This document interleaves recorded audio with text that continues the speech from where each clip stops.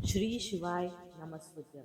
सभी भक्तजनों को मेरा सादर प्रणाम। आज की वीडियो में हम आपको बताएंगे महाभारत का एकमात्र योद्धा जिसे कुंवारी कन्या ने दिया था जन्म।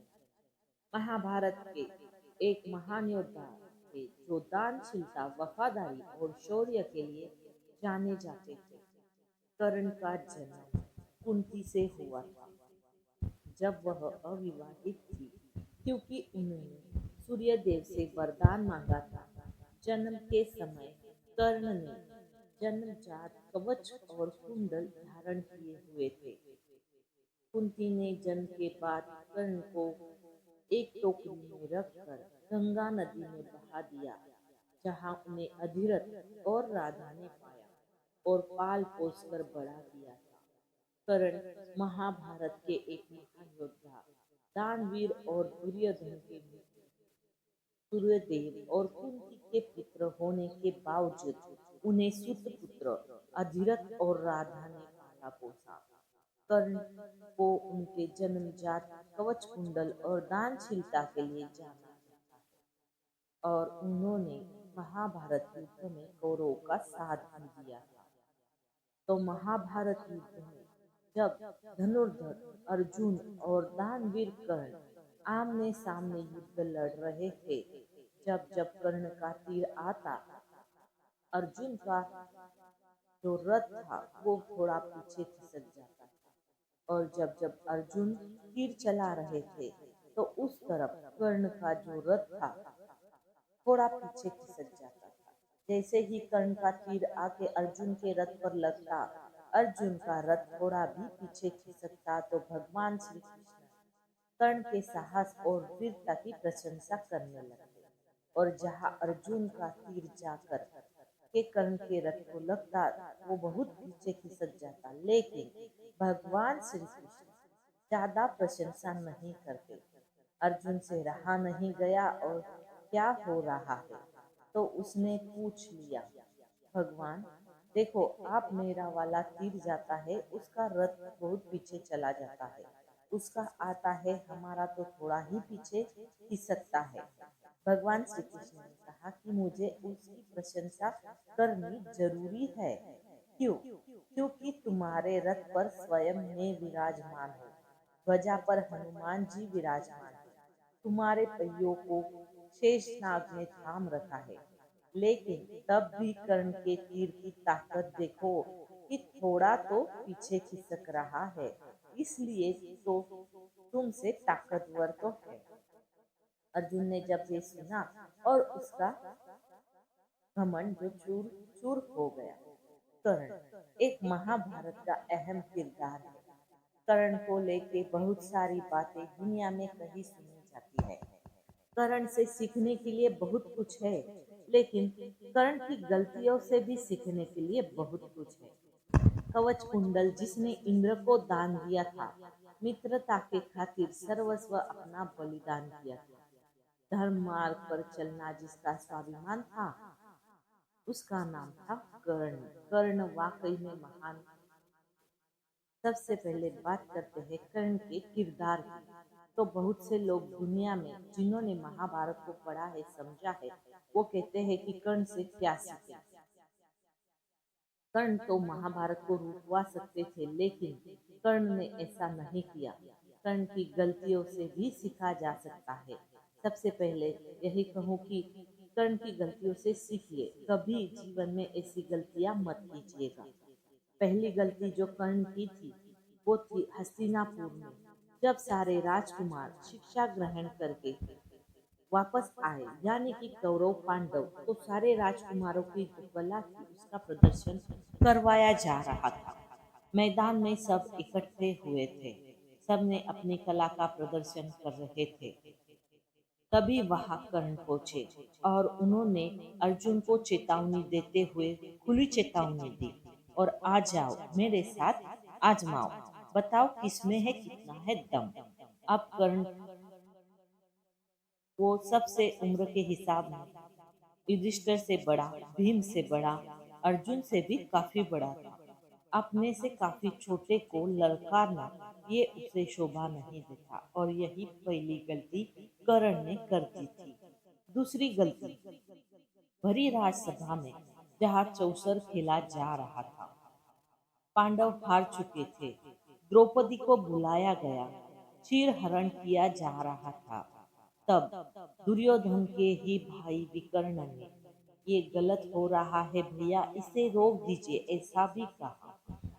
तब कर्ण ने विकर्ण से बहस करने लगा और कहने लगा कि ऐसी स्त्री के साथ ऐसा ही सब होना चाहिए। बहुत सारे ऐसे शब्द कहे जो नहीं कहने चाहिए थे, और वही जो शब्द थे, वही जो दृश्य था, वही महाभारत का कारण बना। कर्ण चाहता तो रुकवा सकता था महाभारत का युद्ध, वो नारी का सम्मान कर सकता था, लेकिन आवेश में आकर कहता चला गया और युद्ध का कारण बना। इसलिए जीवन में कभी भी किसी भी नारी का अपमान मत करना। कर्ण के किरदार से काफी सारी अच्छाइयाँ भी है। जीवन में विपरीत परिस्थितियों में भी खुद को टूटने नहीं देना चाहिए। भगवान श्री कृष्ण और कर्ण का संवाद जब होता है तो कर्ण कहता है, प्रभु मेरे साथ जो भी हुआ बहुत गलत हुआ।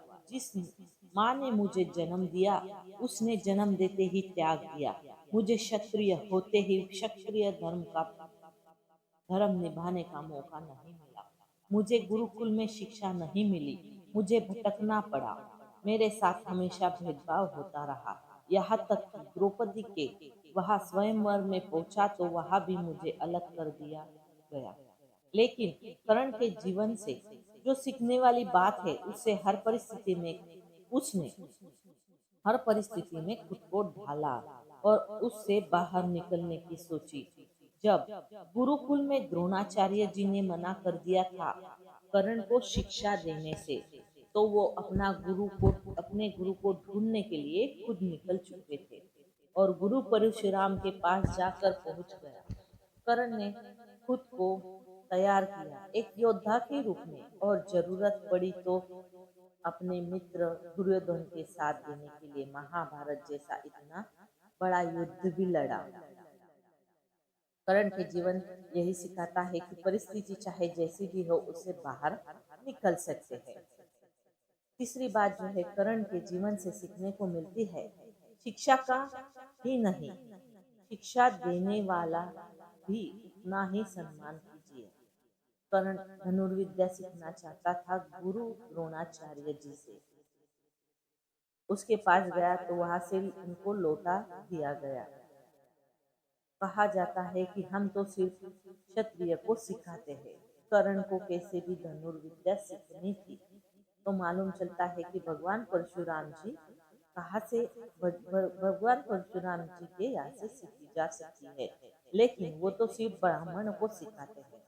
तो कर्ण ब्राह्मण होने का नाटक करके वहां पहुंच गया। मैं भी ब्राह्मण हूँ, शिक्षा ग्रहण करने आया हूँ।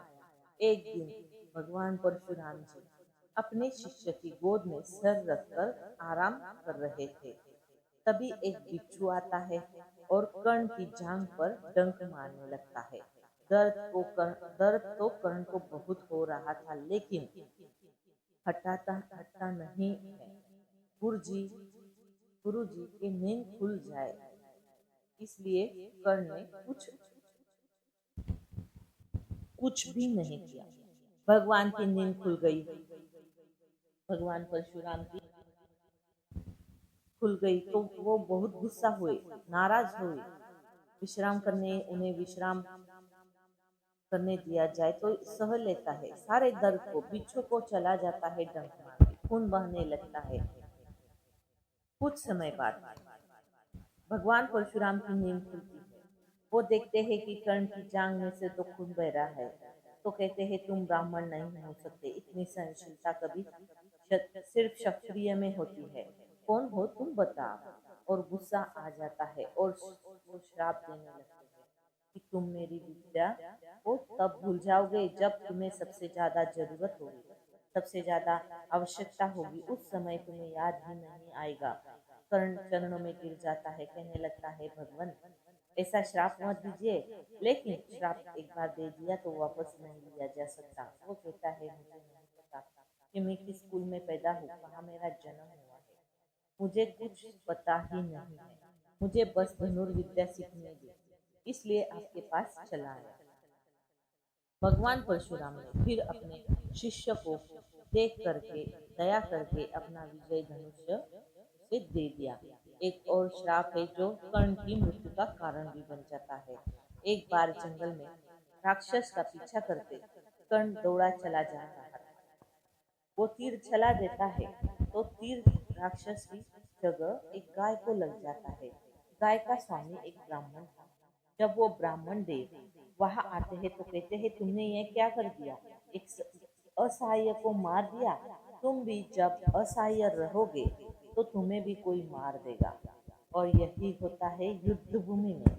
जब अर्जुन से सामना होता है तो विद्या भूल जाता है कर्ण। उसके रथ का पहिया दलदल में फंस जाता है। अर्जुन तीर चला देते हैं और कर्ण की मृत्यु हो जाती है।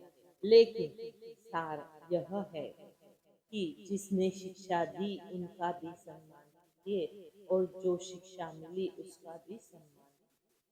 चौथी बात जो सीखनी चाहिए कर्ण के जीवन से, कर्ण ने ना सिर्फ मित्रता बल्कि मित्रता को भी निभाया है। आज की लाइफ में बहुत सारे फ्रेंड्स होते हैं हमारे, लेकिन बहुत सारे फ्रेंड्स में से बहुत कम फ्रेंड्स होते हैं जो फ्रेंडशिप निभाते हैं। कर्ण को मालूम था कि जीत इस महाभारत के युद्ध में पांडवों की ही होगी, क्योंकि उनके साथ स्वयं भगवान श्री कृष्ण खड़े हैं। लेकिन फिर भी कर्ण लड़ता चला गया। एक बार भी नहीं उसने कहा। अपने मित्र दुर्योधन को ये भरोसा दिलाता गया कि हमारी ही जीत हो गई होगी, हम लड़ेंगे, हम जीतेंगे। कौरवों की पूरी सेना आंख मूंद करके कर्ण पर विश्वास करती थी। दुर्योधन ने मित्रता निभाई थी। जब पांडवों ने कहा कि कर्ण कोई राजा तो नहीं, हमसे युद्ध कैसे करेगा, तो तुरंत एक राज्य का राजा दुर्योधन ने कर्ण को बना दिया था। कर्ण को जब महाभारत के युद्ध में बीच में मालूम चलता है कि उसकी असली माँ कुंती है, वो पांडवों का ही भाई है, तब वो माँ कुंती को प्रणाम करके कर्ण कहता है कि माँ माफ करना, लेकिन इस युद्ध में आपके 5 ही बेटे बचेंगे। युधिष्ठिर रहेंगे, नकुल रहेंगे, सहदेव रहेंगे, भीम भी रहेंगे, लेकिन अर्जुन और कर्ण में से एक ही बचेगा, क्योंकि युद्ध तो होकर रहेगा।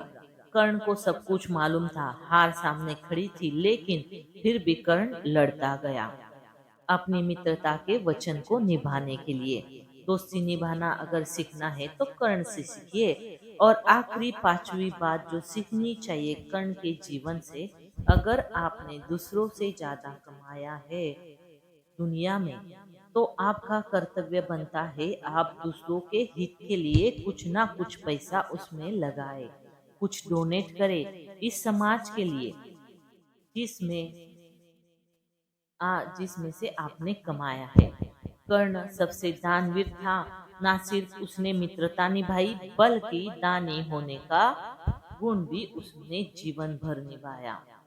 अंतिम समय में भी अंतिम श्वास तक कर्ण गिन रहा था। जब अंतिम श्वास कर्ण गिन रहा था, युद्ध भूमि में घायल पड़ा हुआ था, तब भी उसने अपना दानवीरता का निभाया। भगवान श्री कृष्ण ने अर्जुन से कहा, कर्ण को याद रखेगा जमाना, याद रखा जाएगा उसका वीरता गुण और दानवीर होने का गुण। तो अर्जुन ने कहा था कि सबसे बड़ा दानवीर तो नहीं हो सकता। तो भगवान श्री कृष्ण ने कहा कि अभी बता देते हैं। ब्राह्मण का वेश धर के भगवान पहुंच गए युद्ध भूमि में, जहां कर्ण घायल पड़ा हुआ था, और उसके पास जाकर मदद मांगने लगे। लेकिन कर्ण खुद तो अंतिम श्वास गिन रहा था। तो भगवान जो ब्राह्मण का वेश धारण करके गए थे, उन्होंने कहा कि चलिए जाने देते हैं, आप तो अंतिम श्वास गिन रहे हैं, हम बाद में आते हैं। अब आपसे मिलेंगे अगले जन्म में। तो कर्ण ने कहा, रुकिए महाराज, आप आए हैं ब्राह्मण देव और आप खाली हाथ कैसे जा सकते हैं? माना कि मेरी मृत्यु बस होने वाली है। लेकिन तुरंत कर्ण ने युद्ध भूमि में से पत्थर उठाया, अपने सोने का दांत तोड़ करके उनको दे दिया और कहा, ये ले जाइए। मुझे क्षमा कीजिए, मैं आपकी ज्यादा मदद नहीं कर पाया। भगवान श्री कृष्ण बड़े प्रसन्न हुए और तुरंत अपने वास्तविक रूप में आ गए और कहा, कर्ण मांगो, क्या मांगना चाहते हो? मैं तुम्हारी दानवीर होने से बहुत प्रसन्न हूँ। तुम इस दुनिया को कुछ न कुछ देते चले गए हो। कर्ण ने अपने अंतिम समय में भगवान श्री कृष्ण से 3 वरदान मांगे। सबसे पहला, कर्ण ने कहा, मेरे साथ में जिस तरीके का अन्याय हुआ है, आप अपने अगले जन्म में सुनिश्चित कीजिएगा कि मेरे के लोगों के साथ में अन्याय ना हो। दूसरा वरदान कर्ण ने मांगा, भगवान, आपका अगला जन्म मेरे ही राज्य में हो। और तीसरा वरदान जो था कर्ण ने मांगा, मेरा अंतिम संस्कार ऐसे व्यक्ति करे जो पाप मुक्त हो। कहा जाता है कि भगवान श्री कृष्ण ने ही अपनी हथेली से कर्ण का अंतिम संस्कार किया था। आखिर में बस ये कहना है कि जीवन में 2 मित्र हमेशा बनाना। पहले भगवान श्री कृष्ण जैसे, जो ना लड़े फिर भी अपनी जीत पक्की कर दे, और दूसरे कर्ण जैसे, जिन्हें मालूम हो कि हार आपके सामने खड़ी है लेकिन फिर भी आपका साथ ना छोड़े। तो ये थी आज की जानकारी, जो आपको अच्छी लगी होगी। अच्छी लगी हो तो हमारे चैनल को लाइक, शेयर और सब्सक्राइब जरूर करें और कमेंट में जय श्री कृष्ण अवश्य लिखिए। हर हर महादेव।